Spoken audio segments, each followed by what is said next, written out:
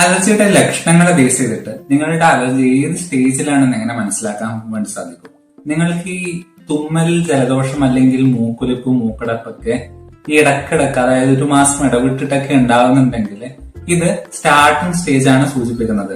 എന്നാൽ ഇതിന്റെ സിവിയാരിറ്റി കൂടി കൂടി ഈ ഒരു മാസം കൂടുമ്പോഴുണ്ടാവുന്ന തുമ്മല് 2 വീക്ക് കൂടുമ്പോഴോ അല്ലെങ്കിൽ 1 വീക്ക് കൂടുമ്പോഴ്, 2 ദിവസം 3 ദിവസം കൂടുമ്പോൾ റിപ്പീറ്റ് ആയിട്ട് വരുന്നുണ്ടെങ്കിൽ ഇത് നെക്സ്റ്റ് സ്റ്റേജിൽ എത്താനും, എന്നാൽ നിങ്ങൾക്ക് ശ്വാസതടസ്സം പോലുള്ള ബുദ്ധിമുട്ടുകൾ ഉണ്ടാവുന്നുണ്ടെങ്കിൽ ഇത് അതിന്റെ കുറച്ചും കൂടി കൂടിയ സ്റ്റേജിലേക്കും, എന്നാൽ ഈ ആസ്മ പോലുള്ള കംപ്ലൈന്റ്സ് ആണ് നിങ്ങൾക്ക് കാണുന്നതെങ്കിൽ ഇത് അതിന്റെ ഫൈനൽ സ്റ്റേജിൽ അല്ലെങ്കിൽ സിവിയർ സ്റ്റേജിലൊക്കെ ആണ് എന്ന് മനസ്സിലാക്കണം. നിങ്ങൾ ഈ സ്റ്റാർട്ടിംഗ് സ്റ്റേജിൽ തന്നെ ഇതിനെ പ്രോപ്പറായിട്ട് ഡയഗ്നോസ് ചെയ്ത് പ്രോപ്പർ ട്രീറ്റ്മെന്റ് നടത്തിയാൽ തന്നെ നിങ്ങൾക്ക് ഇത്തരം കോംപ്ലിക്കേഷൻ ഒക്കെ ഇല്ലാതാവാൻ വേണ്ടിയിട്ട് ഇത് ഹെൽപ്പ് ചെയ്യുന്നതായിരിക്കും.